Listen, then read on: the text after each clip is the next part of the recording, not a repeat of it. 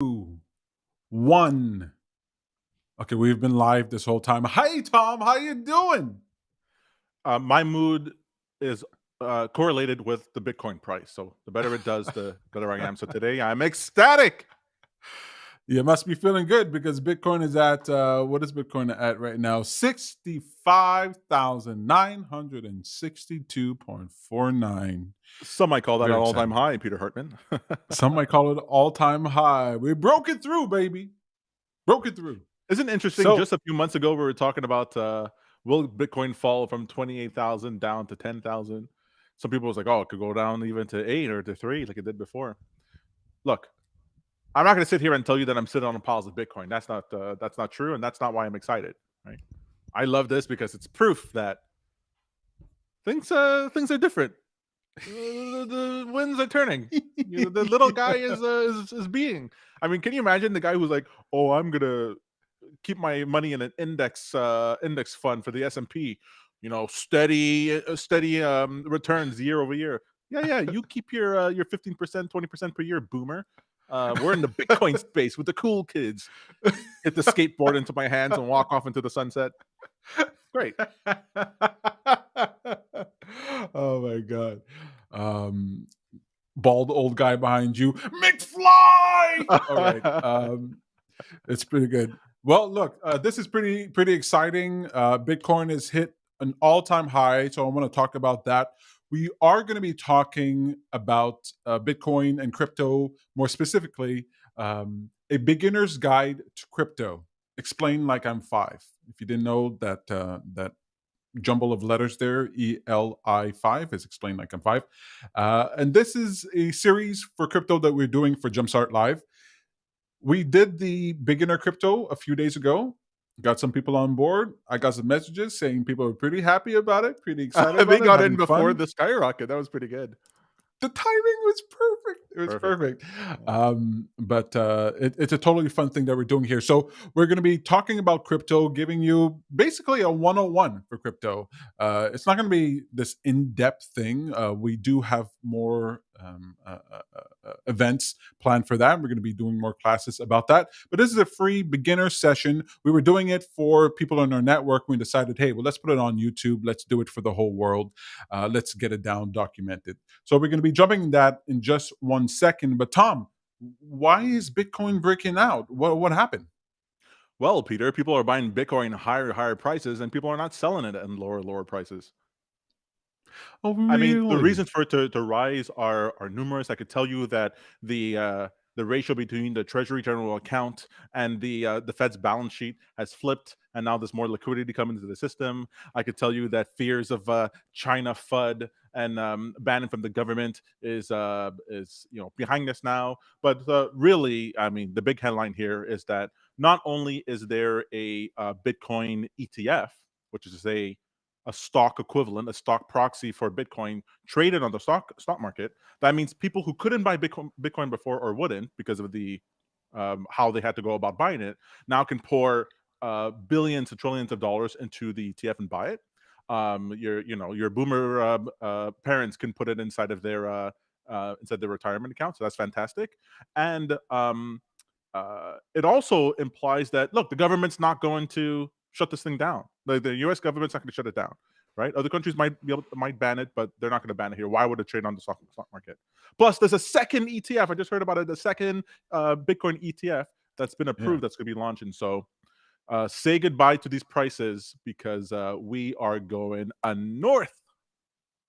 Okay, I heard that I was listening to Kitco News, and an analyst on there, shoot, I forget his name. He's really good. Anyway, he says that if Bitcoin really blasts through 66,000, then we could shoot up, 100,000 or more. But if it doesn't, if it kind of falters at the 66,000 level, that it could fall down to 20K to 18K. What do you think about that? So it's always true that the all-time high for any particular asset is can always be considered a ceiling. A ceiling in financial markets is that level of price where there at that level there might be more sellers than there are buyers. So as soon as the price gets there, boom, it could be rejected down. And so if the momentum up, if the number of people, the volume, the demand up isn't actually substantial, let's say it's a small number of people who are buying a lot of it, maybe it's a short-term blip in the number of people buying it or whatever it is, then you can see the price sort of falter at the all-time high and then crash down. The question here isn't would it drop from the 66,000? It didn't. It went up to 60,000, 67,000, but it didn't maintain there. This is a sell-in zone. The question is, can it go down to 18K? Now, for it to go down to 18K, it would need to drop a significant amount. And the volatility of the asset now, the volatility of Bitcoin, which is to say, what is the range of expected moves, right? If something is volatile, if the price can go up or down a lot, like you don't know which way it'll go, but if it could go up a lot or down a lot, then you say it's volatile. Mhm. That volatility is diminishing now in Bitcoin. Like I said, because of the expectations now that the government's not going to ban it, it's on the stock market, it's being legitimized. The volatility comes down. Now, it does mean that the upside for Bitcoin sort of reduces a bit, but the downside also is capped. So 18K, we didn't get to 18,000 when Bitcoin was dropping, and they were talking about banning it.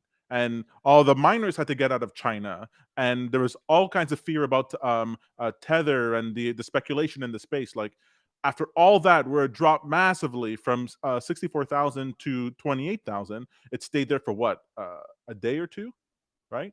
And so after a couple of weeks, a month or two, it was already back up to the 40,000 region, and then up higher still. So it would have to be some for it to stay around 18,000. Like I can imagine a deflationary scenario, another COVID type of thing, something out of the blue, and it drops the price significantly. Something with Tether, whatever. But this is a buy and hold strategy now, folks. Don't trade Bitcoin; just buy it and hold it. What about news of a CBDC, central bank digital coin, Yeah, well, US? as I'm sure you and everyone else is doing, you're reading the Fed minutes, you're watching the hearings for the financial committees in the Senate, and you're taking a look at all the past histories of Gensler and everyone else who has a say in Bitcoin, as well as the SEC. But they've been pretty clear that one, publicly they know they can't the CBDC is not really going to be able to compete with the crypto space in the same way. I mean, no one's going to trust it, first of all, in the same way. But also, that's not the point, right? The whole reason all these central banks started scrambling, they weren't talking about CBDCs until Bitcoin came around, until the crypto space exploded. No one was talking about that. So they're Well, looking it's a to have combination of the crypto of Bitcoin and COVID, right? Wasn't it like all the money that they're sending out to people? Weren't they looking for a better way to do that? I heard that as part of the not at all. argument for the central. Not at all. What first of all, whatever whatever you hear the governments and central banks and the news say, you've heard me say this before, short that. Like that's almost never the truth. Why on earth would they tell the truth? But especially if it's like, even if it's a truth that it's fine if they say, they have to practice lying because they have to be like, well, people better not know what's real here because we kind of have things that are definitely true and then things that people don't know. So they lie all the time. Mhm. No, they started the CBDC thing because they saw stable coins in the crypto market and they're saying, well, we can't have these banks, right? A lot of these crypto services are basically banks that are not regulated in the same way of regular banks, and they're making billions of dollars. So it's like, well, we can't let that happen. And so the CBDC thing is just a response to that. They said they're going to do it, and then they figure it out. They're figuring out how to go about it. I mean, the U.S. central bank, it looks like they're years away from that CBDC, any substantial one coming out to the mainstream market. So no, it's not because they're just trying to figure out how to send money to people. Peter, if there's anything that a government can do, it's send out money to people. That's like the thing that they do. Isn't that was Andrew Yang's line? Like, let the government do what they do best: send checks out to people. That's not the problem. I heard Ron Paul say today on Kitco, he was like, they decided to send out checks to people, and then a week later, people had that money. That's right. Ron Paul was like, he was surprised at how fast people got money in their pocket. Like when the government, I guess, wants to send out checks, they can definitely do that. So I guess they don't need a central coin.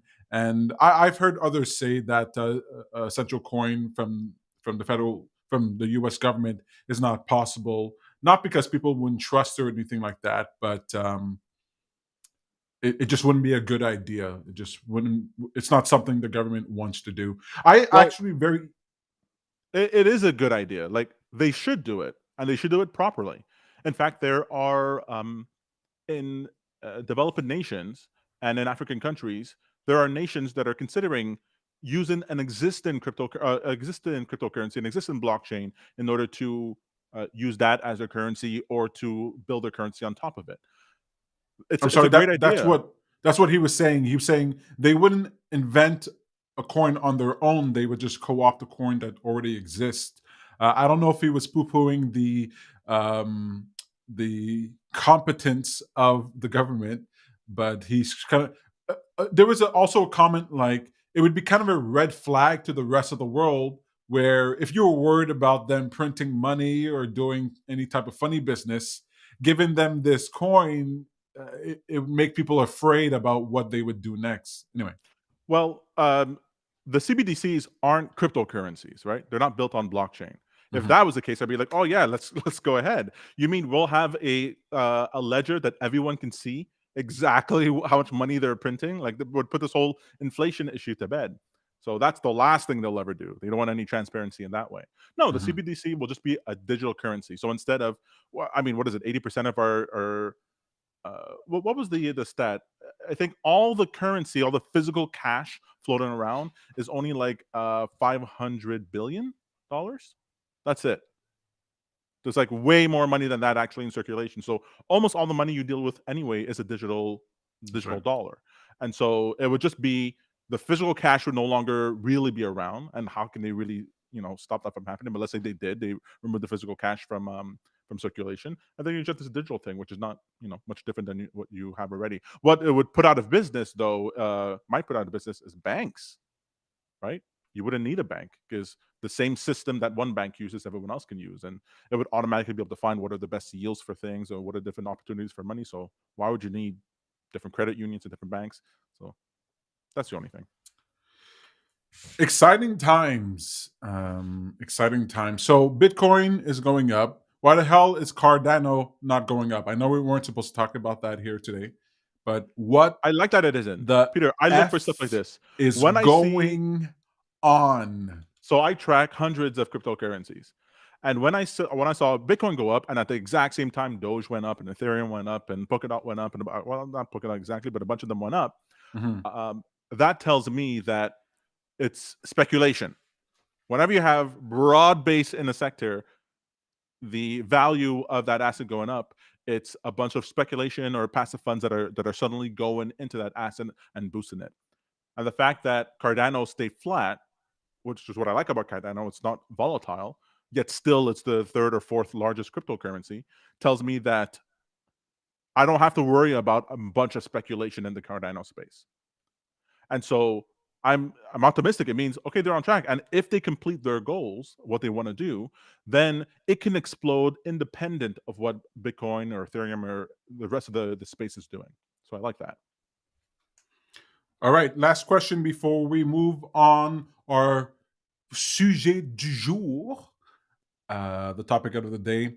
Um, Selling. Okay, so you told me about a friend that you have. We won't get into it. People are kind of in this mindset of, is now's a good time to buy? You say your phone's ringing off the hook. Is now good time to buy? You mentioned selling is a good time when you reach all time highs. So is now a good time to sell a little bit? If you were not into Bitcoin, is it too late to jump in now? What's the deal?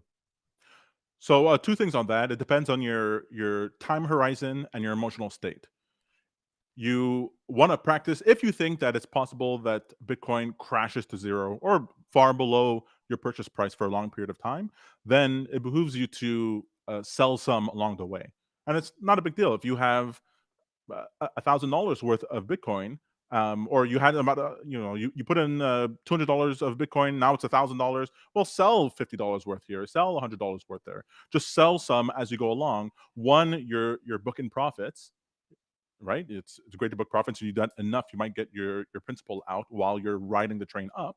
And two, you practice selling so that you're not one of those people where you can't let go of your position. That no matter whether it goes up or goes down, you can't book your gains, right? That's the present. People who bought Bitcoin before at 50,000, Mhm. right? Again, then it gets up to 64,000. They're counting their money. They didn't sell any of it. Then it drops all the way down. Well, there's a bunch of people who bought it at 50,000 who sold it at 40,000 and then at 30,000, right? They were freaking out. And then now it's back at $60,000 again, and they're wondering, should I buy some now? You don't want to be one of those people. The whole point of, if you're going to be managing a position, is to do the opposite of what most people are doing. Most people will only buy things once they heard it did well, and they'll only sell it once it hurts too much to hold it. So you got to buy it when it hurts too much to buy it, and sell it when it hurts too much to buy to sell it. It's got to hurt, buddy. If you're not feeling that pain, you're not doing it right. You're making so much sense. All right. Okay, well, let's make some sense of the crypto space. All right. Explain it like I'm five, a beginner's guide to crypto. Before we jump into that, for those of you who aren't participating, who don't know yet, we're on Telegram and Discord. So you can join us, Jumpstart Live on Telegram and on Discord. We have a paid member status. We have free status. All the information is going to be in the description below. So pay attention to this. When we're done here, I'll update the description. Maybe I'll post it in the comments. In fact, when you start talking, I'm going to share this in on our social networks because I didn't let people. We just spontaneously did this, Sure. so we didn't warn people that we're doing this. So I'll let them know. Well, they can also But go to definitely check out patreon.com Telegram. slash happy for a change. Say again? They could also go to patreon.com slash happy for a change. And if they're interested in the Jumpstart section, they could sign up either to the company membership, which gives you access to all the personal development that has to do with managing finances, managing your risk management, and the different types of things I'm interested in, as well as our full membership, where you get everything that I'm doing and Peter is doing for Happy for a Change.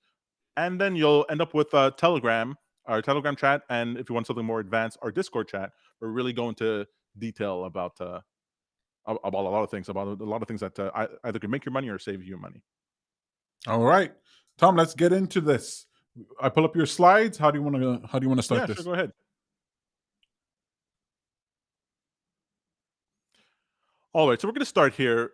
Now, I just want to get this off my chest right at the beginning. I'm going to mention this. One of the things that really irked me when I started looking into the financial markets was that everybody had a product to sell, as far as trading or investing or analytics or a big data collection, whatever it was. And it always bothered me. It's like, well, if you're making all this money on your trading, on your investing, why are you charging for this other the service to teach people how to trade and invest? And why are you even bother doing it?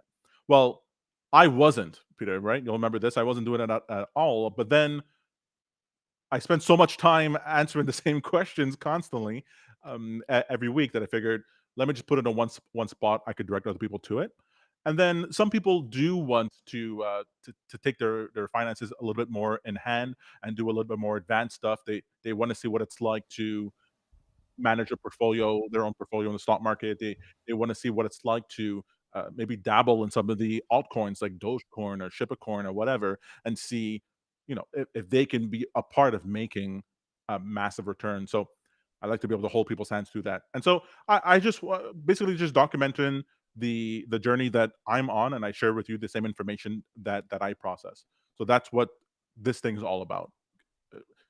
It's an easy way for me to point people to this, and also it makes me better doing it myself, teaching it to other people. All Now, right, good, excellent.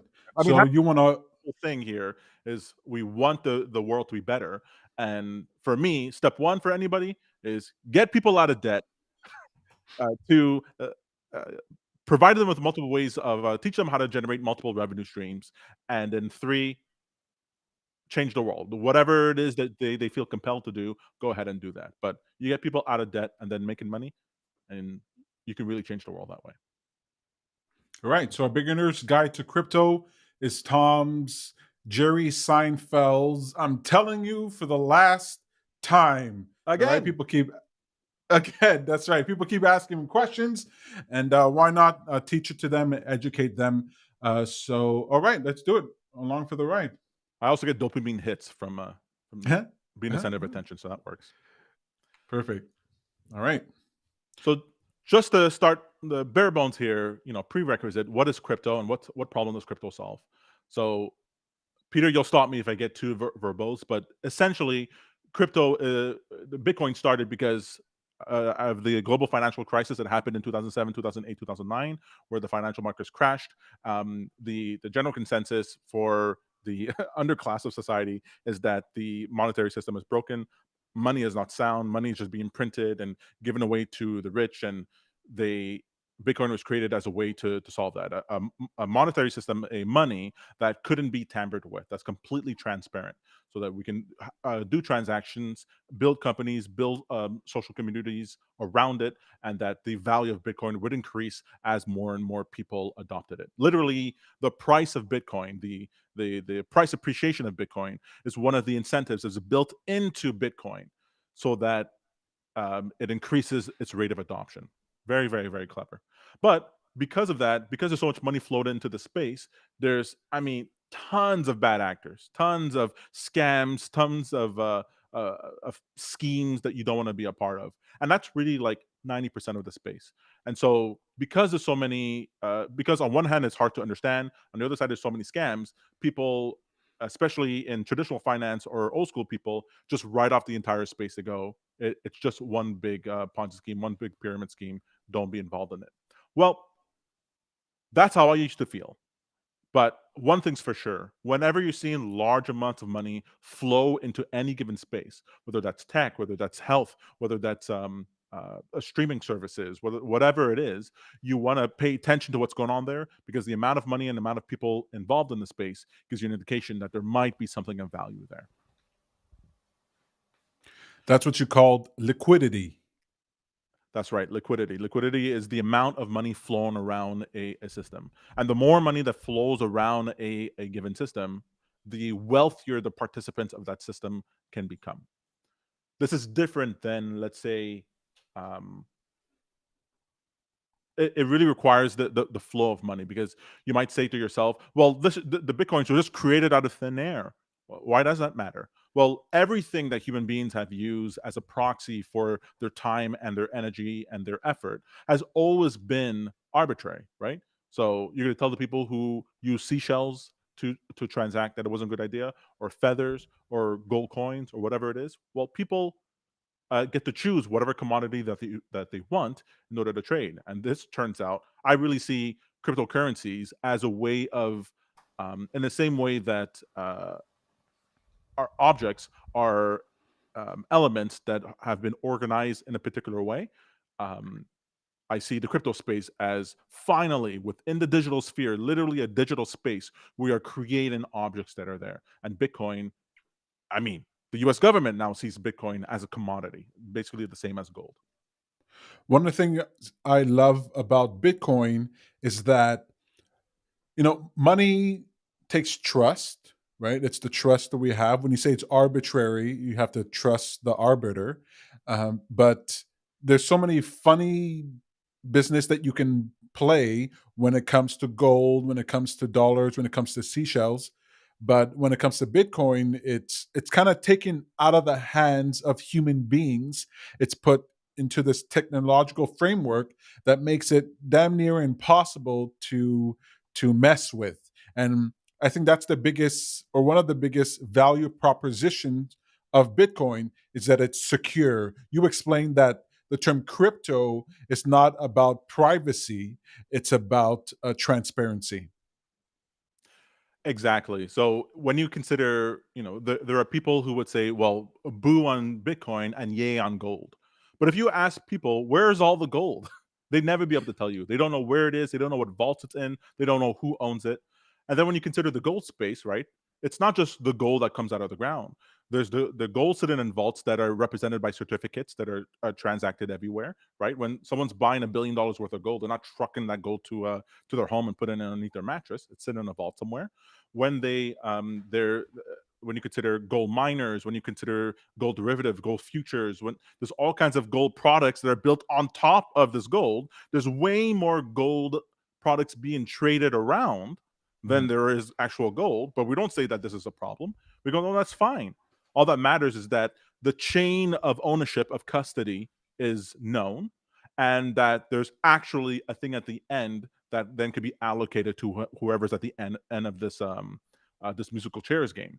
And but in regular space, you don't know necessarily. I mean, other than like the deed for your land, which you can it's stored in record somewhere. You don't necessarily know if you own an option on a gold future, who gave you that option, who owns the future, where what does the what how does the exchange confirm that the future matches the gold, and where that gold is. You don't know any of that, whereas in blockchain you know exactly. You can trace everything out through thousands of transactions. You can trace all the way back to who literally had this bitcoin originally. So that's what's so amazing about it. So crypto, like you said, is about being verifiable, and currency is that we've agreed to transact with it for it to represent some sort of value. And you can understand that you can decide to use monopoly money inside of your household, right? And just say, kids, you're going to be paid with this amount of monopoly money, and I will accept that monopoly money for different types of advantages. It could be different meals, different bedtimes, presents that I buy for you, whatever. And you can do that within a household, and as long as I the did rules are that. set, you can do that. I did So that. this is not any different than that. Yeah. I used Monopoly money with the babysitting, and it worked Right. beautifully. It worked beautifully. Where I kind of went sour is that I also created a casino where they could bet their Right. money and earn more. And with a 6-year-old and a 12-year-old, you don't want to do that. They're not mature enough to handle those losses, you know? Peter, that's Uh, the same thing in the regular space. So what you create there is a type of derivative, right? So imagine they did that and then they lost, and then they go, or they won or whatever, and they go, well, I'll owe you, right? I owe you this amount of money. Now you have this IOU, and then you can transact that IOU within the same ecosystem, right? You can use that as money, and that's how it is at the with anything. You take a loan from the bank. That bank has a loan now that says it's an IOU. It's basically a guarantee that represents money in the future, and they could go sell that loan to somebody else, and then it creates this whole daisy chain of things. So Well, they would trade amongst themselves. Like they do things for each other for that monopoly money right, so they can spend it with me because I created this store with right. like cool stuff that you can use to spend their monopoly money on. So the big sister would be like, okay, you clean up my room or whatever, and I'll give you some monopoly money. So they would actually exchange it amongst each other. Um, I'm beginning to understand the economy now. It's all making sense. All right, let's jump into this stuff. So just the long and short of the pitch for Bitcoin, or for any type of cryptocurrency, but let's call it Bitcoin, is that it is easily accessed. So basically, anyone with an internet connection can buy and trade Bitcoin. Like you don't need an app or an exchange or anything like that. I could literally send you some Bitcoin from my email to your email, from my phone to your phone. It's fast, right? No, regular people like you and I who are transferring $1,000 back and forth, we don't care if the money takes a day or less or whatever to transfer. We're not in that world. But if you're trying to transfer $1 billion from here to Australia, well, that takes some work. That's difficult. And you're trying to if you transfer $1 billion worth of an asset, a physical asset, well, you don't know that other person has it until that boat lands into Australia and it gets into that person's hands. Whereas Can I say with something about this point? sure, You mentioned it in when we did the actual live session with people, and I wanted to bring it up then. But you might not care personally about sending $1 million or $1 billion. You're like, what does this have to do with me? Well, if Bitcoin solves problems, then more people will use it, and if the big fish have their problem solved, then they'll be using Bitcoin more, which increases the value of Bitcoin, which increases the price, which works for you. So you might not care about sending $1 billion overseas. You might be like, who cares? I don't have $1 billion. But that it's possible with Bitcoin makes it valuable, which makes the Bitcoin that you do have worth more. that's right. And even in the crypto space, it could even make other than Bitcoin, there's other types of cryptocurrencies that give different options. Let's say that um, that you wanted to loan somebody some money, right? Now, normally you'd have to give them the money and you have to trust that they give this back to you, right? Or unless you're some bookie, you're leaving some sort of collateral or whatever. But who wants to do that? And then you have to rely on the person actually paying that back. But imagine someone you could have a cryptocurrency where someone actually takes, let's say, $1,000, locks it in a block of code. You know this code is legitimate. You've used your system before. There's trust. There's history behind it, and that code will automatically um, un- that code will automatically, if the person doesn't pay back the loan, it will automatically deposit into your account the collateral, right? So someone might say, "Well, I have $1,000, but um, I need $1,000 to do something, and I'd rather take a loan for it. So I'm going to take $1,000. I'm going to risk it. I'm going to put it in a code. I'm going to put it in a cryptocurrency. Peter, you'll hold it. Now, Peter, you can't spend this money. Like it won't allow you to spend it. It'll only allow you to spend it if after a certain date, the $1,000 that you lent me, that the code knows about, is not returned. And all of a sudden, boom, you have that. Well, now you have a no risk loan that you're given, 100% collateralized loan.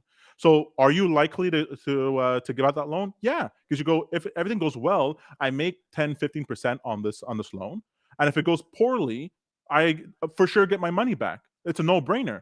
Well, that makes it so that we have more loans that happen. So, someone who has a business idea, they don't have to sell everything that they have in order to get it done. They could risk what they have in order to do it. And you try to go to the bank and get a loan for $1,000 at a 5% to 10% interest rate. You could try to do that. It's like almost impossible.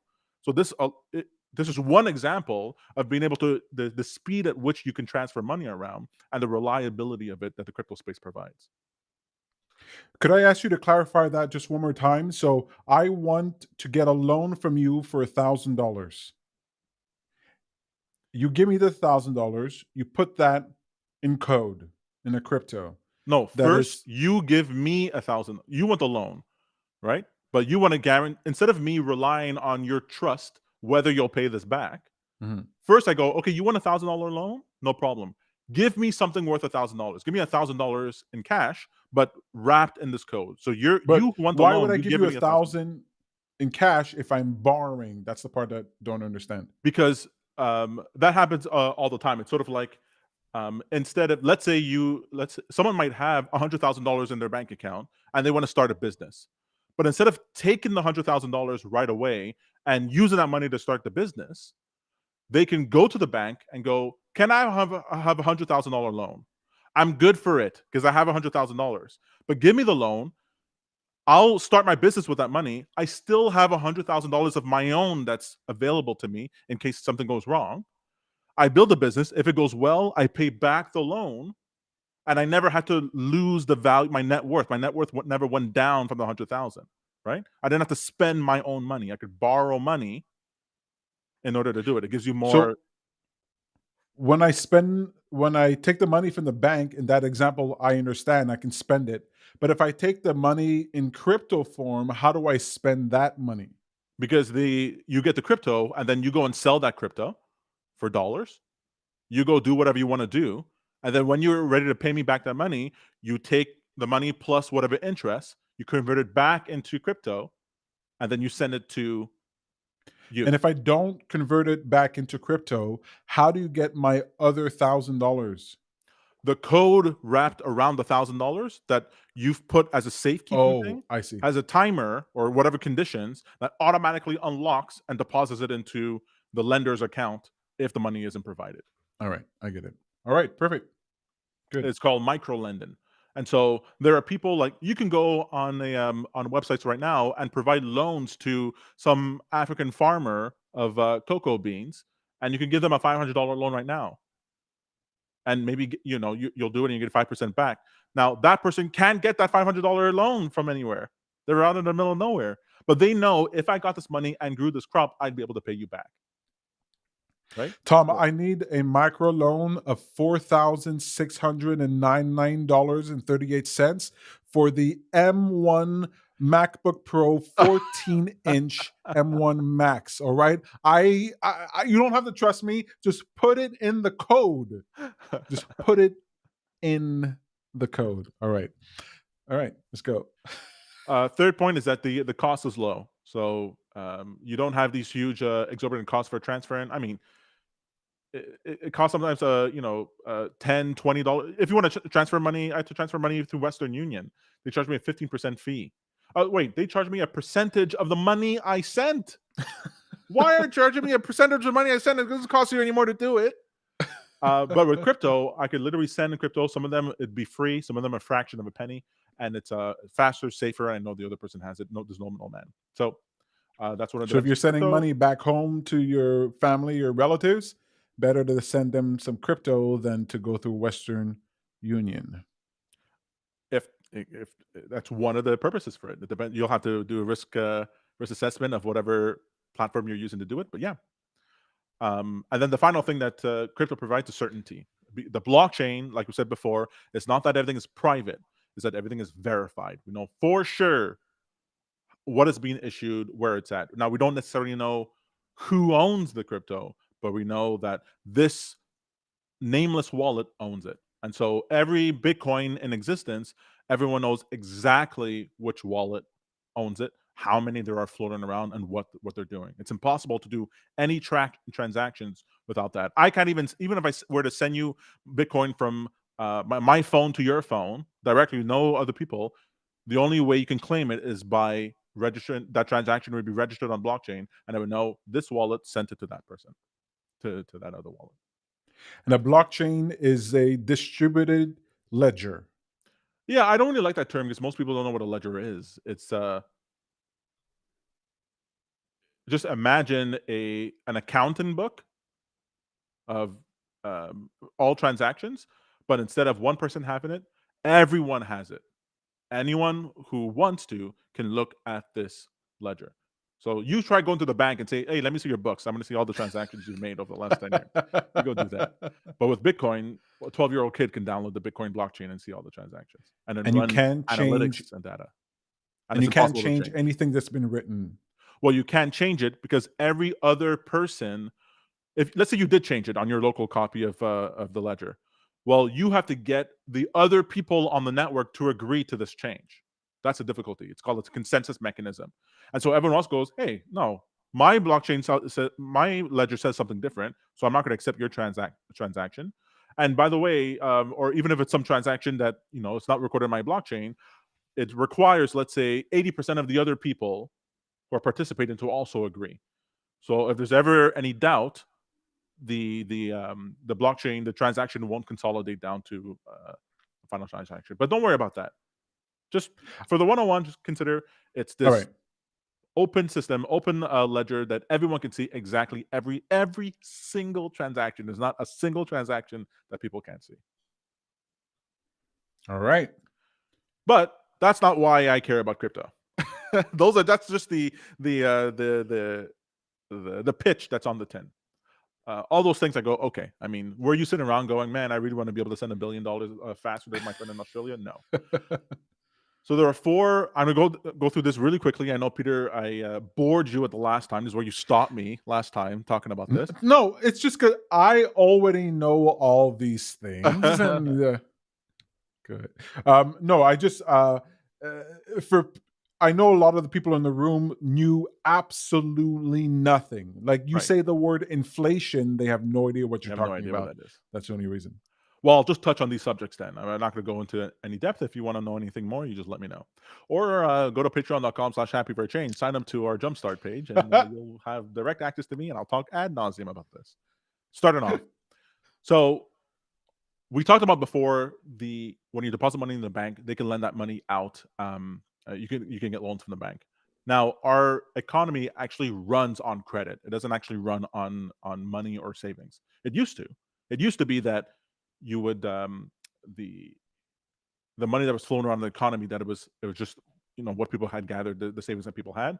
But as soon as banks came around, now you have more money. Like I said before, there's like $500 billion worth of cash and multiple trillions of dollars worth of actual economic activity that's going around. Well, the reason for that is that loans, every time someone creates a loan, that loan is generating new money within the system. Well, after the financial collapse of 2008, for a variety of different reasons, the number of loans that banks were offering went down. They saw what happens to the Lehman Brothers, to Bear Stearns, to these banks that weren't too big to fail and that did fail, and those people lost billions and billions of dollars. And the banking system said, "Hey, whoa, whoa, whoa, whoa! We don't want to take the risk. Why should we give a loan out to some guy who wants to create a business?" And but what happens is that as loans, the number of loans being issued to build businesses and to help with medical expenses and whatever, as that decreases, the wealth of a nation decreases, because wealth and prosperity comes from the movement of money around, not from the accumulation of dollars in any given location. And so, like we talked about for cryptocurrencies, it allows for new types of lending and credit to be issued, and all of a sudden, the nation can be richer. Two, their inflation concerns are masking the real problem. So the general idea for inflation is that people go, well, when government prints money, the idea of this is that if you had if you had the reason why counterfeited money is illegal is that when you print money, then there's more dollars in the system, there's more currency floating around, and so everything in the economy needs to go up in dollar price in order to match the new amount of money that's floating around. So, for example, when the economy only used to have $1 billion worth of money floating around, imagine that there's just $1 billion worth of money flowing through the entire economic system. Well, then you can have a breakfast that you could pay for with a quarter. That was fine because that quarter represented a certain proportion of the total money supply. But the idea is that as they're printing money and there's more and more dollars floating around the economic system, that quarter needs to increase in order to represent that the price of that breakfast that you purchased for a quarter needs to increase in order to represent the same amount of uh, uh, that same ratio inside of the monetary system. Does that make sense? Yeah, yeah. If If there was you, only 100 pencils in the world, well, those yeah, pencils would be worth a lot. Each pencil would be worth a lot. If you have a pencil printing machine and it just churns out pencils all the time, well, pencils are 10 cents. So makes that's sense. inflation. But there's a difference between prices going up and inflation. And so we've actually seen that people go, well, inflation is everywhere because food and energy is going up in price, and and gas. My rent is going up in price.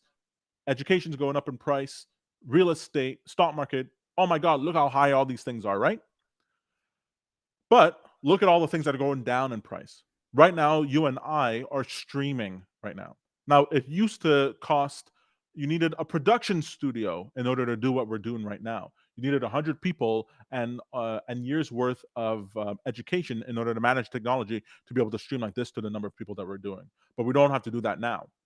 That cost, what we're doing now, has actually decreased, right? It's almost free if you're just using your phone or some other device that you don't have to pay extra for. And so when you the net effect of that is that although some things are going up in price, other things are not. And so inflation isn't actually the problem, um, which is what people talk about in the economy all the time. So that's one of the underlying economic problems, that we don't really know what's going on with inflation. That leads to the third point, technological deflation. So, like I just mentioned, now it would be hard for someone to charge someone $5,000 a day in order to set up a production studio for them and stream to many different people, right? Those people are out of a job, Peter, right? The guy who's holding your camera, the people who are dealing with the technical hiccups, the makeup artists, the all the surrounding staff, the gophers from the janitor from the building, all those jobs are gone, right? That's what we call uh, technological deflation, where technology creates, you need less and less people in order to do the same task. And this deflationary force, this force of we need less and less people to do more and more productivity, is, I mean, bananas high. It is a huge problem right now. Is why we have the. You could just imagine, once they have self-driving trucks, cars, which is going to happen like soon. They're already starting to roll out on the road. Well, you're going to have more and more people who are going to be put out of a job for taxis or for deliveries or what have you. Well, that's like driving is what is it, 17% of the global market? Imagine if all of a sudden 17, imagine 5 years from now, 17% of the population is out of a job. Well, that beats any inflation of money print, and you could print trillions of dollars. You're not gonna dig people out of that hole. And so, cryptocurrency, one of the things that it solves is that it creates more money and more wealth. So now, these cryptocurrencies are tied to different activities, right? So, for example, right now we're streaming. We're using a software called Restream, and we're streaming through the internet. But there's cryptocurrency platforms, like for example, there's one cryptocurrency platform called LivePeer, where instead of you, Peter, having to process this on your computer or through Restream, it actually connects all the computers who want to participate in its network so that you can use their platforms, their computers, whatever extra resources the computer has, in order to process what we're doing. That means you can get an order of magnitude better processing, better video, better streaming, better quality, better reliability than you ever had before using other people's systems. In the same way that BitTorrent, you can download a file faster and more reliably than if you just download it straight from a given website. Well, what happens is that there's a token, a cryptocurrency token, that's associated with someone who decides I'm going to allocate 5% of my hard drive space, my processing power on my computer to process in these videos. Well, that person gets paid in this token. And that token, then there's a market for it, and I could sell that token or exchange that for dollars, and then help pay for my internet bill, right? This is allowing resources that people have to be monetized, or behaviors that people had to be monetized that wasn't able to be monetized before. That means instead of having to go to one source to in order to get, so you can imagine the truck driver who loses their job because the delivery system got automated. Now, instead of him having to go get retrained for some other job, which he can still do, it might be that providing his activities online in the digital space, or with any tangential space that ties into a cryptocurrency, that he might be able to generate five, six, seven, eight different types of cryptocurrencies from his behavior and convert that into something that's worthwhile, right? That he could exchange to pay for his rent or what or groceries or whatever it is. This is one of the major things that cryptocurrency is doing. It's providing the commercial system, the economic system that we need during this technological deflation. And then, Sounds like a lot of people are going to have to develop the entrepreneurial spirit in order to be able to do these things, because I don't know how automatic this process will be. You lose your job as a truck driver, getting not another necessarily. job. Not necessarily. So imagine the same thing sort of happened with the internet, right? The internet was disruptive for a bunch of different things. So it used to be that if you had to go apply for a job, you'd have to go from business to business, door to door, and give your resume. Remember this, Peter? Print out your resume Mhm. and go give it. Make sure you look good. Print out your resume. Make sure they can see your face, see the cut of your jib, and decide if they want to hire or not. Well, what happened is that as more and more job recruitment happened online, the people who didn't have that aptitude, that knowledge of how to use the internet, it was harder and harder for them to get a job, right? I don't know if you remember that there's a period of time in our late teens where you would go and hand a resume. They're like, who are you handing the resume to? What are you talking about? Right? So those people were, so there's this period of like, we don't know what's going on.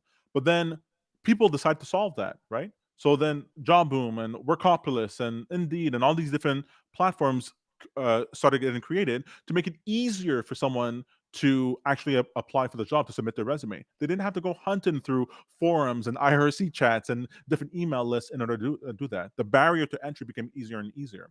And so what we're seeing in the crypto space is that in the crypto space, they understand, yeah, who wants, not everyone wants to go set up a crypto wallet or go to an exchange, buy a bunch of crypto tokens that they don't even know how it was created or anything like that, and then create the exchange system that allows them to turn their productivity into more money.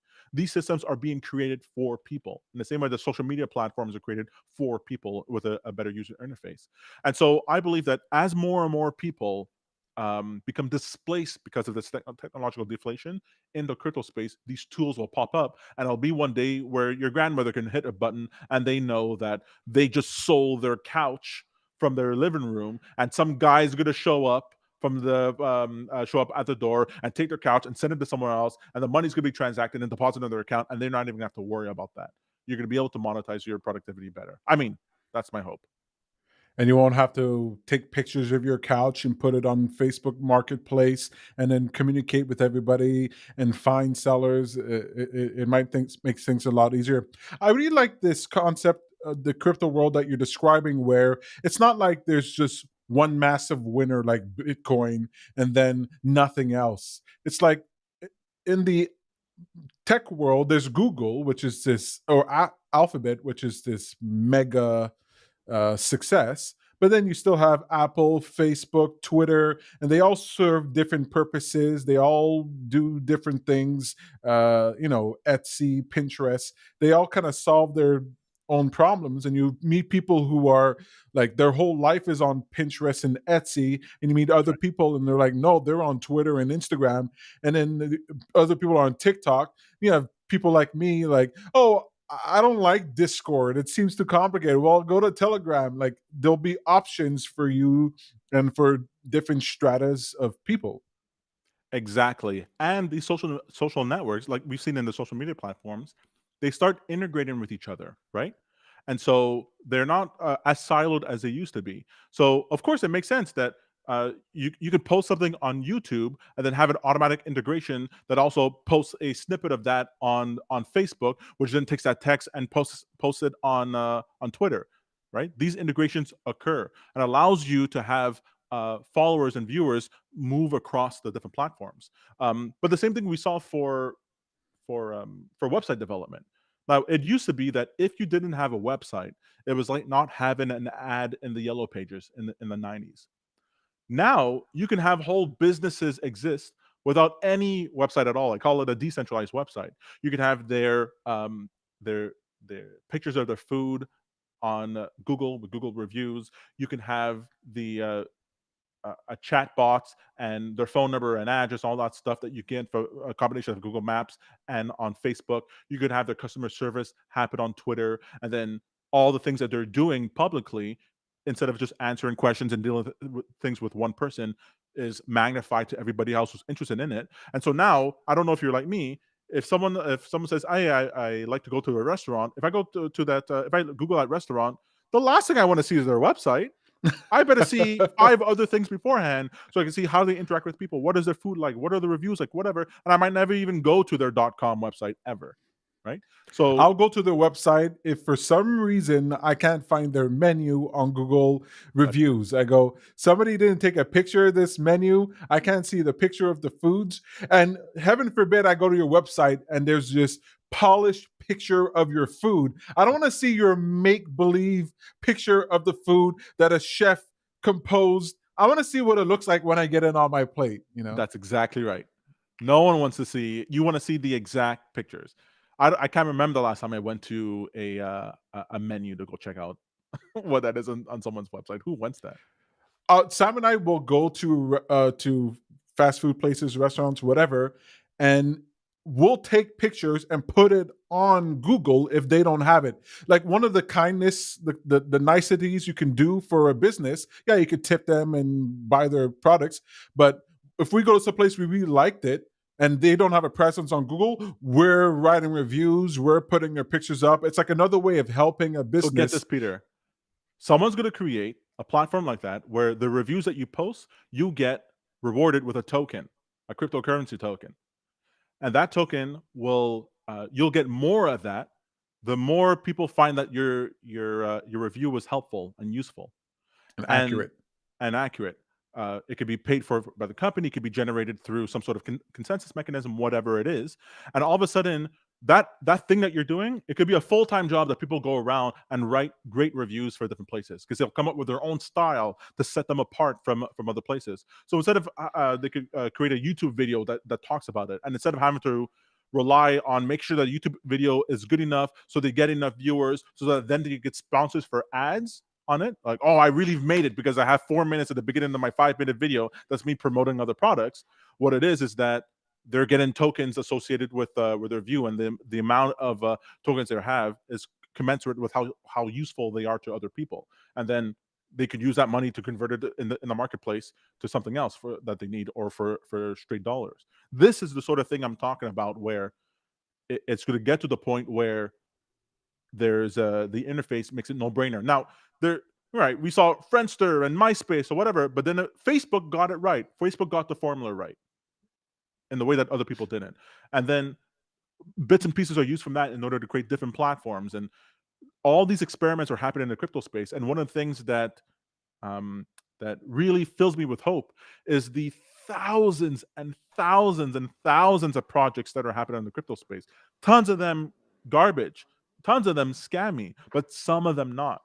But I could say the same thing about the number of websites on the internet. Who's complaining about, oh, another website's going up now? Then don't use it then. Who's forcing you to use it? Go to the ones that you find useful. And then we'll have these surfacing mechanisms that let us know which cryptocurrencies are better, and the exchange rates between them, and how, once it becomes a no-brainer, once someone says, hey, can you pay me in Doge, or I'll give you a discount of 20% if you pay me in Doge, you'll figure out pretty quick how to get your hands on some Doge. I'll tell you that. You say the word token, and I remember from our previous session that a token is a unit of crypto. Yeah, it's there's more nuance to that. Some people use the term coin, some people use token. All coins are tokens, but not all tokens are coins. But I find it difficult. Basically, you can have a blockchain. Any cryptocurrency that has its own blockchain, like Bitcoin has its own ledger, then you call that a coin. But blockchains, you can create sub cryptocurrencies on it. So think of it as the difference between Facebook and Twitter, and a Facebook business page. So you can create a Facebook business page that uses all the features of Facebook, but still is your own brand, right? Some people might only use Facebook to go to your particular group or business page. And never go to any other cryptocurrency. So when I say token, the traditional parlance is that it's a sub crypto embedded within a larger cryptocurrency. But I'm going to use it as just a cryptocurrency, a unit of a cryptocurrency. Gotcha. All right. All right. Oh, wait, did we get to number 4? Oh, no. So this is just something I've been repeating again and again, that it's the movement of money within a given population that actually creates prosperity. Abundance is created when some people have a lot and other people's don't have. It's sort of like that zero-sum game, where you have this Pareto distribution where the 1%, more and more funds get in any given trading system, in any closed system, you'll eventually have 1% of the population that has, has 50% of the wealth. It's called the Pareto distribution, and so that's not the exact rule for it, but that's the general idea. And so when you have that, you have these bottlenecks where some people have a lot and other people have a little. So you go, oh well, Jeff Bezos has a trillion, is worth $1 trillion, and I'm worth 10. And people go, that's not fair because there's way more of us poor people and tons of rich people. That only occurs because there's an incentive, because that there's not enough money moving around the system. There's an incentive for those who can to accumulate more of the dollars, right? If you go, well, there's not enough food around, well, you try to get all the food you can, right? You're not worried that you're stacking up food that other people can use to survive today. You want to get as much of that food as possible, right? And so you don't begrudge the person who was clever enough and figured out a way of getting more food, I and then begrudge them. also figured out how to use the abundance that they have to get more abundance, because they have the thing that everybody wants. No, I begrudge them. I understand, but begrudge. Fine, Right? you can understand that. But what happens is that they actually have, the more that process happens, that's a process that eventually leads to the destruction of the system, right? Eventually, the bottom 90% have so little, and the 1% has so much that they kill the 1% and take all their stuff, and then that gets redistributed to everybody, and then the game starts again, and then you have a new aristocrats that Sounds like that a call to rise. action to me. Well, that happens inevitably. That's why I don't worry about the revolution. The revolution is always scheduled, my friend. It happens at the end of any period of distribution. People flip the monopoly board and go, forget this. You have Boardwalk, you have Park Place, you have all that. All I have here is Baltic Avenue. Forget it. And then it's fisticuffs. So you don't have to worry about that. But the solution to that isn't the chop off the head of the rich and give the money to the poor. It's not communism and capitalism that you want to aim for. It's an incentive structure that makes it not profitable to have a lot and more profitable to distribute a lot, right? So the only reason you want that money is one, certainty that you'll have money in the future, and there's things you want to do.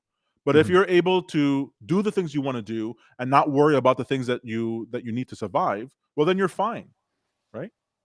As long as there's money in and money out, it's sort of like air in your body. You're not trying to get as much air as possible because you know where you're not going to have air tomorrow. I mean, that would be true if they were sucking the air out of the room, right? And you're in a vacuum, then you're going to hold on to as much as you can. But otherwise, you want the back and forth of it, and it's a secondary thing to what you're actually doing.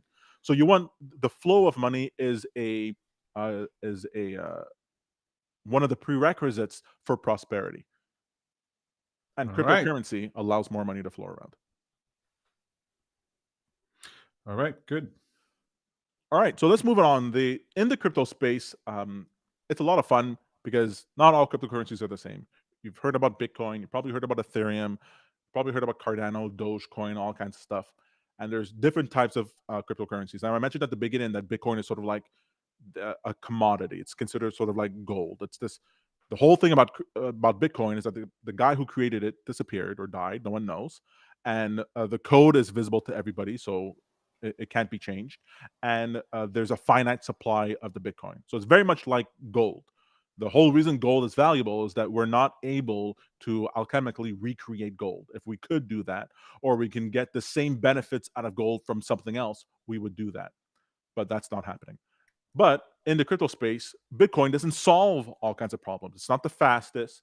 It doesn't allow you to program anything on top of it. It doesn't have any sort of. Uh, it's not any of that popular hype like Dogecoin. It's cool to own this coin that's represented by this strange meme dog. And what is this? There's no variation to Bitcoin. All Bitcoins are the same. So as the space has matured, there have been, in the same way that the internet started off with websites and message boards. Well, as the different types of websites got created, new ideas were created, and then you had messenger systems and social media platforms and job boards and classifieds and all kinds of different things. And so the same thing happened in the crypto space. There are multiple different types of cryptos, but I'll talk about four in particular, and that's so we start off with utility token. So a utility token is a type of crypto where by holding this crypto, you now have access to features you didn't have before. So we have a Patreon, right, Peter? Mhm. And people subscribe to it in order to gain access to different types of perks. But imagine you had a cryptocurrency that just by holding this cryptocurrency, like we say, okay, if you want to access to our Telegram channel, you have to have 10 of the happy coins. And if you want to be able to have one-on-one conversations with us weekly, well, you need to own 50 of the coins. So the holding of coins will count as your subscription. You might ask, why would you want to do that? Well, it could also be that you say, well, I have instead of having to sell t-shirts for in order to raise money for your platform, sell merchandise, the tokens could represent people can display their tokens as a badge of honor that they're part of your community. Or you can have a marketplace where people can buy things and they can only buy these limited edition things with these tokens. So all of a sudden, it matters that people want these tokens and to transact with it. I'll just show you quickly here. I loved seeing this. We have Felicia Day. Do you know who Felicia Day is, Peter? Do I know who Felicia Day is? Yes, So the Felicia Day is, guild. just issued a crypto token on the Rally platform. So Rally is a cryptocurrency, and it allows people, content creators, to have sub tokens on their platform. And let me just get her here. Uh, Sorry, one second.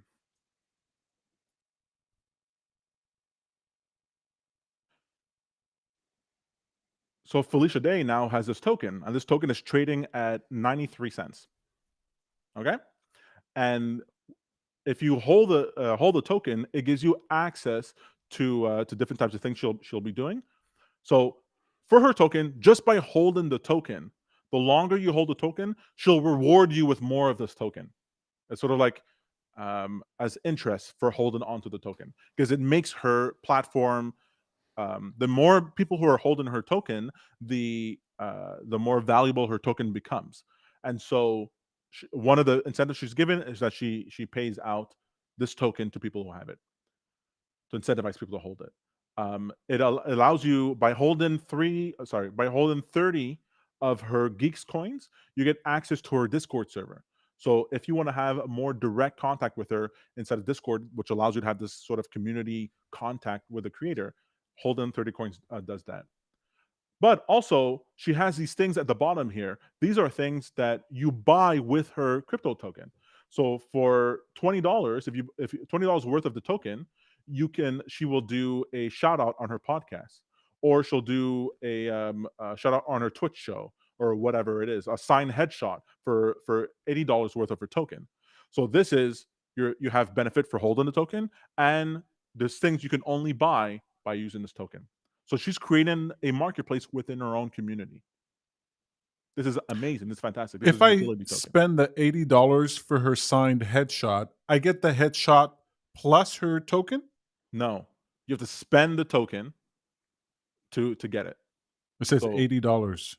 well, it's $80 worth. So the number of tokens is 85.618714. I see. So 85, 86 of her tokens. If you can buy and see here, there's only it's limited edition. There's only 10 of them. So if you think, oh, a signed picture of Felicia Day might be worth something, to me it's worth $200. Well, then you'll buy it for $80 because you're getting Do value I from have to that. convert my $80 to Geeks token first? That's right, exactly. So you'd have to go on her page and you have to click on buy Geeks. You log into your account. You buy the token. Here you can use a credit card. So I could use a credit card or a cryptocurrency and go ahead and buy it online, just like you buy anything else. Hmm. Wait, are you And buying this right now? no, I'm just showing you the platform. So you can just buy it Oh, there, or you can buy it with other cryptocurrencies. You can buy it with some Bitcoin or whatever. And I what's see. great, what I love about for example, this utility token is that let's say I'm holding the tokens. I wanted access to a Discord server. I had fun. I earned maybe, let's say I bought $100 worth of it. I earned another $100 worth of it over the year or 2 years that I was listening to Felicia Day. And now I decide, you know what, I'm done with that. I want to move on from Felicia.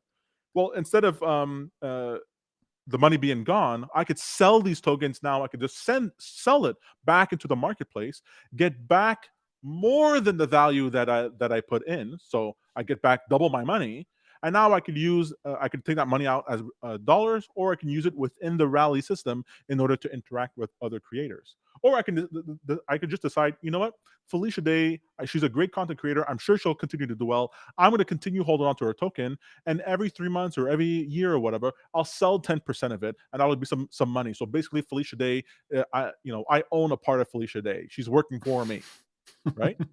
And Felicia benefits from it because my participation in the network actually is what underpins the value of it. If people did not want to buy her token, the value of her token will go down, as it should. So I've purchased And but it's no tokens on. guarantee that her token will go up. It could go down.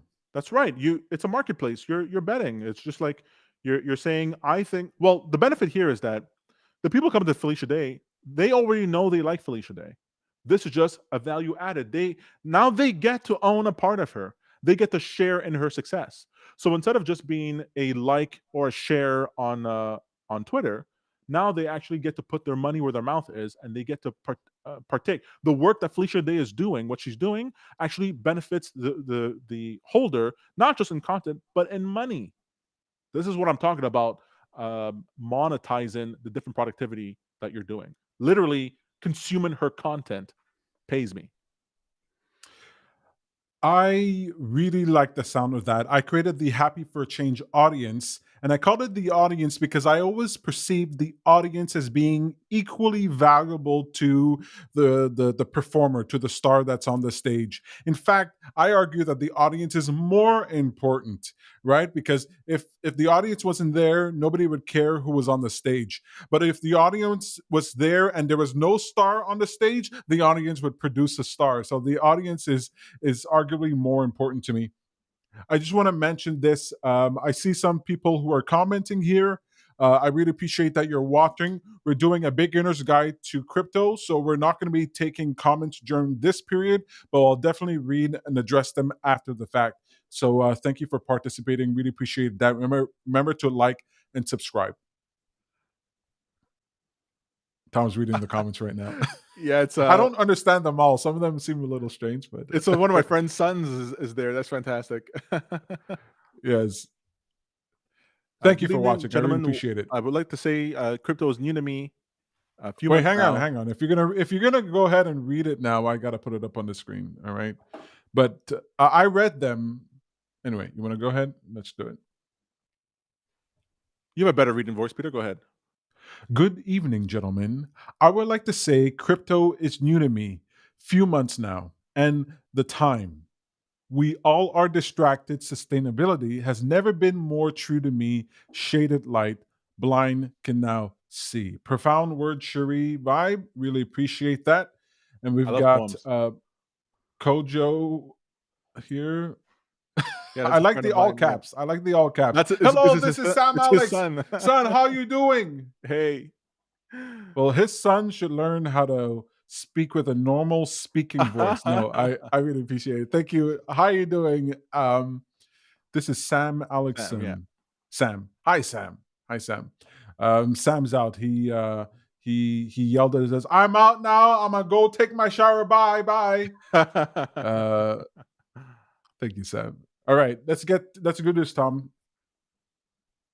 Let's All go right, so back to our that's a slides. great that's a great example of it. I mean, Peter, you can admit that's a great a utility token. A token like that is absolutely fantastic. You would want to Oh, yeah. see all kinds of creators like that. I mean, we want to move to that eventually. Uh, the short term step that we're trying to do is that one of the reasons we're providing this information on Jumpstart is that we want to provide value to you, monetary value that's so good where you make more money by listening to what we're saying, so that paying for our subscription fee becomes a no-brainer. You pay for the subscription, you go, well, that's not a problem, because every year they tell me at least one thing that ends up making me a little bit of dollars, and I pay off their subscription and more. That's the way I see it. I want to provide so much value that it's a no-brainer to subscribe to our system. But ultimately, I want us to move towards a crypto token. I'm just waiting for the right platform. I want us a crypto token so that people don't have to pay a subscription. They use these tokens, and then we'll trick people, Peter. We'll trick people in order to buy things and do things within the system that actually makes them more wealthy and better and more productive, and slowly get them away from their regular 9 to 5 into a life of freedom and productivity, which ironically they'll work more than they ever did before, but with a joy in their heart they could hardly perceive right now.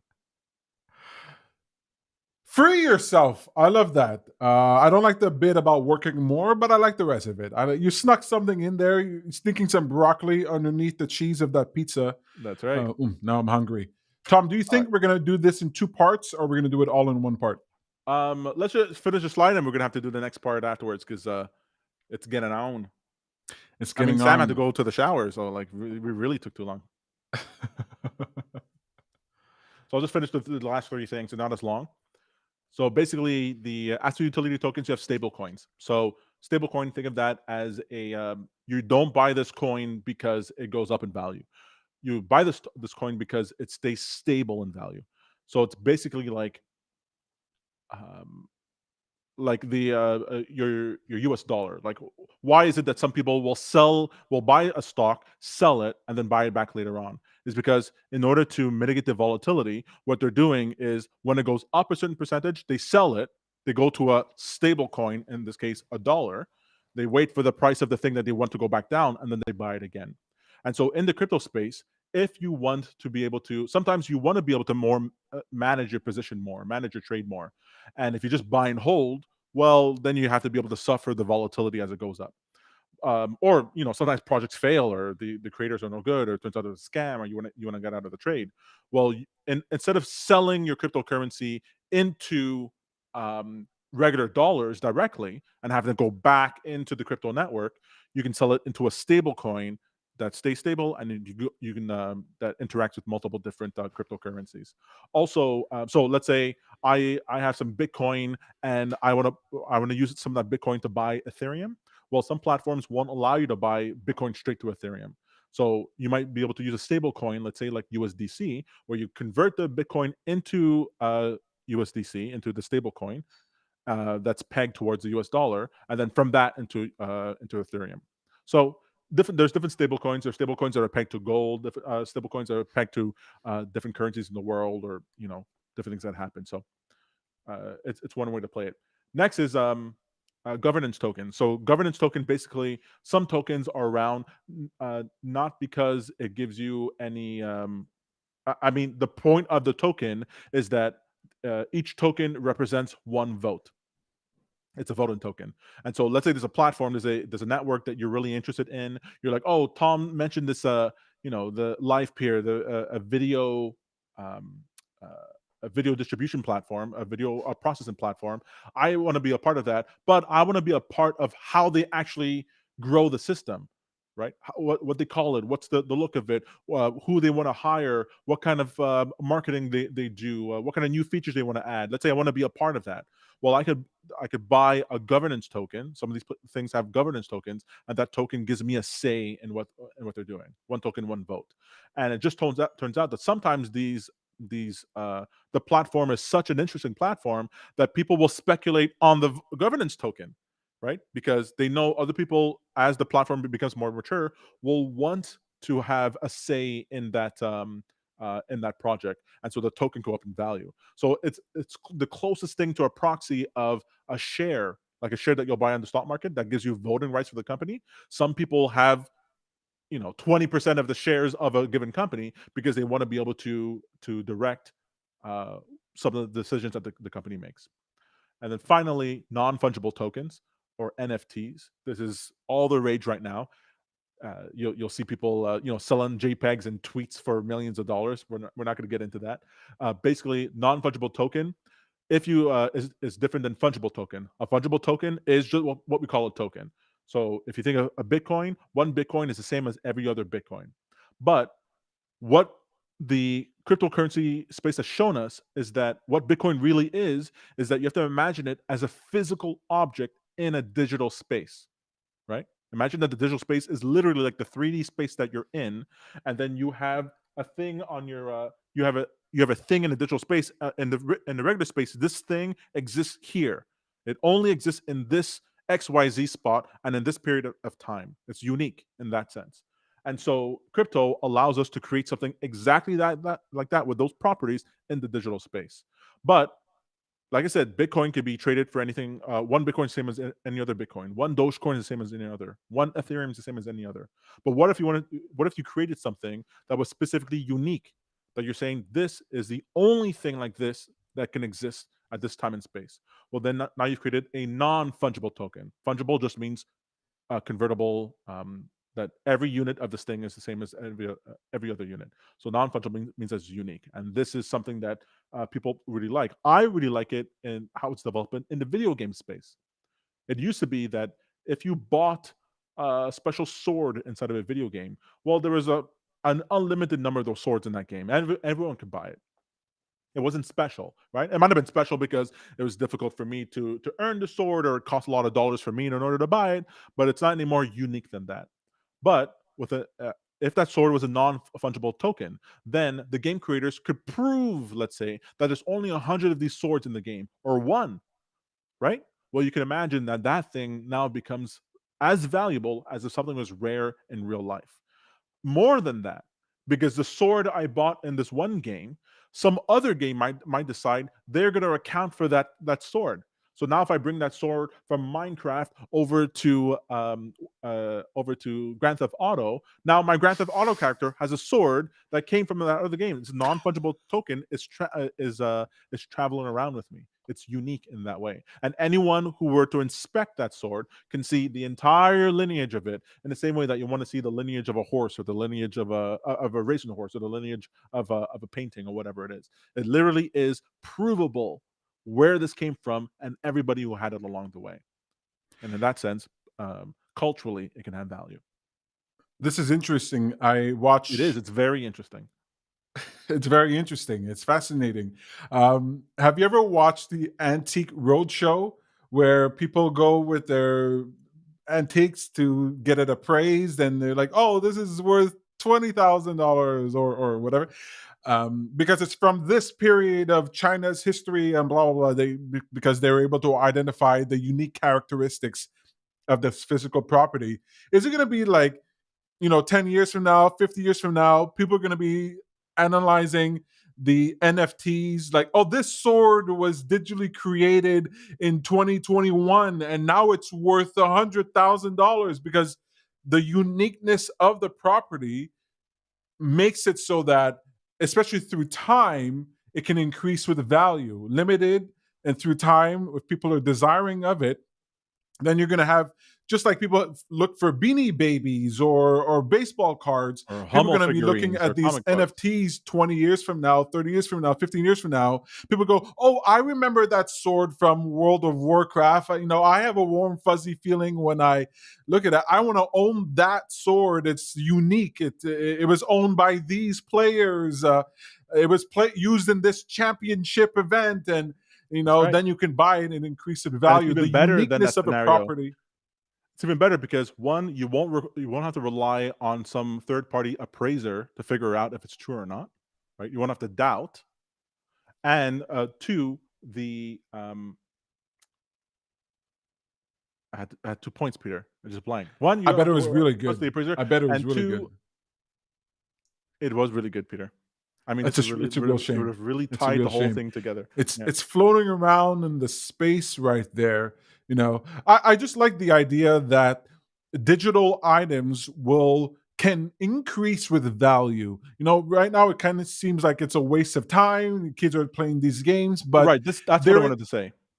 So the we've talked about before that in Jumpstart that there's 4 ways of generating revenue, right? You can trade, you can transform, use your skill to exchange that for money. You can hold something in asset for appreciation, and you can interest. You can monetize risk. And so what happens in the crypto space is that up until now, it's been mostly the transformation, converting something uh, into something useful that people want, or the risk people are gambling inside of the crypto space. But a non-fungible token now creates the appreciation thing. A Bitcoin that someone mined at the beginning of Bitcoin and Bitcoin that someone mines today are the same. There is no additional value because the Bitcoin is older than another Bitcoin. But in a non-fungible token space, that sword, like you mentioned, um, that was created today has within its code the amount of time that it's existed, and so that will be one of the things that'll matter. So the limited edition sword that someone buys today and a limited edition sword someone buys 5 years from now, someone else will pay a premium because one sword is older than the other. The world is changing. Everything is changing. It's very exciting. Well, look, we planned on going through the entire beginner's guide to crypto workshop. What is it? Webinar, workshop, session. A But session how many slides did we do? Three? three. We And did how many three. do you have? 12, which I thought was a little bit. Turns out it's not. All right. Well, stay tuned for our 12-part series because I don't think it's just going to be 2 parts. I think we're going to have to dive into more and more. But that's the fun we can have doing this live and talking about it. You watch this and you'll get a deeper understanding of the crypto space. Keep in mind, this is just the beginner course. Tom has a wealth of information about this investing, trading, and the whole shebang. So If you don't want to wait, definitely join us on Telegram and Discord. You can get those links. I'll be posting them down below, but you can also find that on our Patreon at patreon.com/happy for a change. Become a subscriber. You can support what we do. You can get full access to everything that we're doing. You can put Tom in your back pocket. And so when you're awake at 2 a.m. in the morning and you see Bitcoin hit 70K and you're wondering, is it too late for me to get in? You can message Tom and maybe he'll be up because he'll be listening to Jerome Powell and the minutes of the Senate hearings, and he'll tell you all the details. Well, And Peter, isn't it fun that when we did the session, if the people who bought it that day were up today, and then the trade I talked about yesterday with you is up today 50%, oh right? yeah, And that's it's like an bananas. advanced trade. It's like there's all kinds of to me, it's not just about, oh, you can make a lot of money. It's that you can make a lot of money using your own wits. It's a merit-based system. It's the amount of knowledge that you put in is knowledge you get back out. The amount of risk you're willing to take, manage risk that you're willing to take, the more you can get out of it. And the idea to me that people can have less stress and more freedom in their life, to me, is beyond amazing. And I get it. The technological space is like, for a lot of people, just gibberish, annoying, which is why I'm here, right? You get the benefit from my narcissism and my desire to be the center of attention to transmit this very obscure and opaque information so that it could benefit you. And for as low as $10 a month, you can sign up to our Patreon account in order to get this information. And if it's not worthwhile, well, just cancel. That's fine. Not gonna hurt my feelings. I got enough Bitcoin to cover us all. And I stay don't. tuned I for when I we. barely have any No, Bitcoin, just for the yeah, record. that's right. Yeah. Cardano, baby, Cardano. And stay tuned because once we get our token or coin, you might be able to buy into Happy for a Change and our profit becomes your profit. This has been a lot of fun. We got to get going. I've got pizza to eat and I've got to take out all the broccoli that's hiding under that cheese because I know it's hiding under that cheese. But I had a lot of fun. Tom, thank you so much for providing us a beginner's guide to crypto. You explained it like I was 5. I hope so. Uh, and I feel like I understand. I feel like I understand. Wait, did you just insult me? No, I hope I was able to dumb it down enough to a level that you can absorb it.